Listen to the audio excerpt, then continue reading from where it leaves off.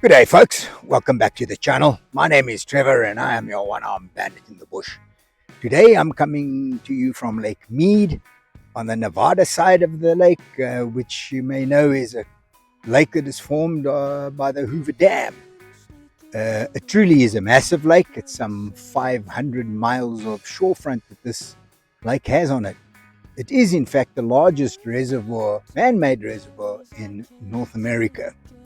So that means it is pretty substantial, and it provides water to residents in Nevada, in Arizona, in California, as well as all the way down into Mexico.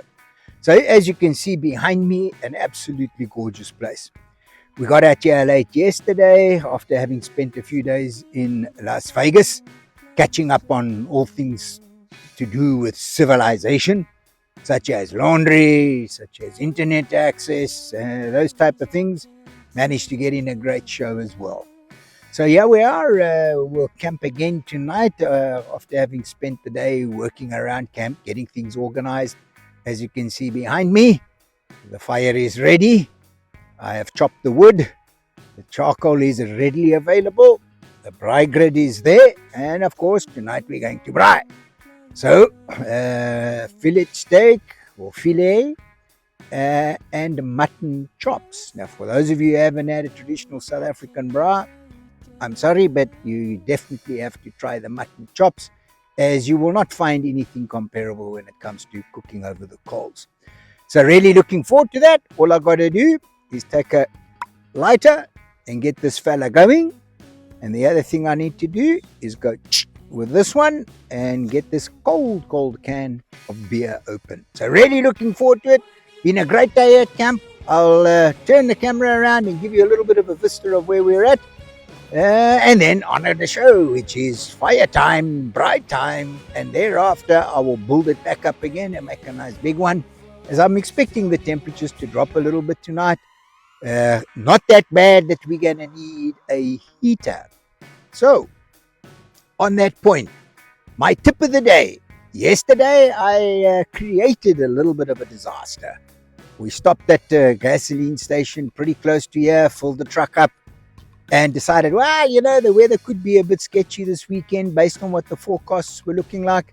So I opened the gull wing on the side of the truck, put the diesel hose in, filled the diesel heater with diesel, took the pipe out of the bat wing and straight into the canister, the diesel canister. Pumped 2 gallons there as backup. Put the hose back, put the cap on the canister. That went into the truck and I closed the gull wing. Whoop, and off we went. Well, there was some sketchy little hills and things that we had to get over, very sandy. A lot of kind of off-camber driving. And of course, the back of the vehicle was getting shook up quite nicely, as you would well expect. Well, once I lifted the gull wing on the back to pull the refrigerator back, I got this strong smell, and I thought, my goodness gracious, don't tell me the gasoline tank actually ruptured and now I've got problems.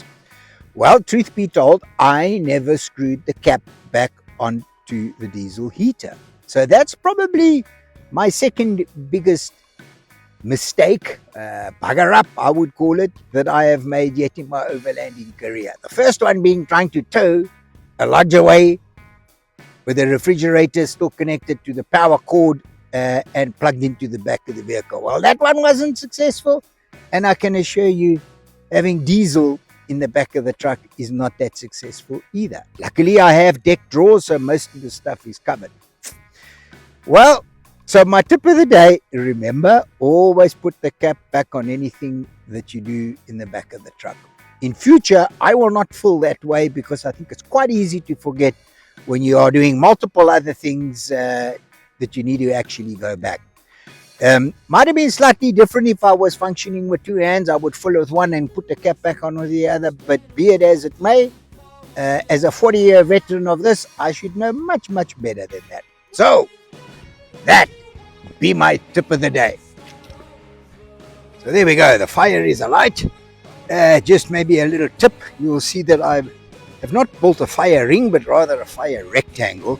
And that's because of the shape of that grid next to it. It's got a how's that? So what's the purpose of making a ring if in fact my grid is rectangular?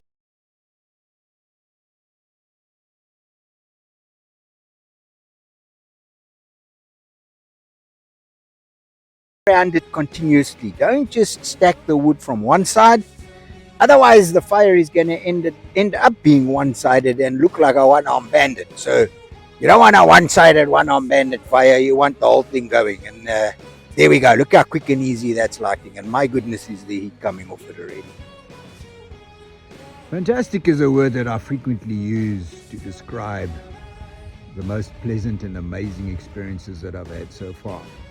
However, it's not a word that I can use in this instance, because the dramatic landscape around is so much enhanced by the presence of this dam and the water that absolutely phenomenal is the word that I have to use in this case. It's just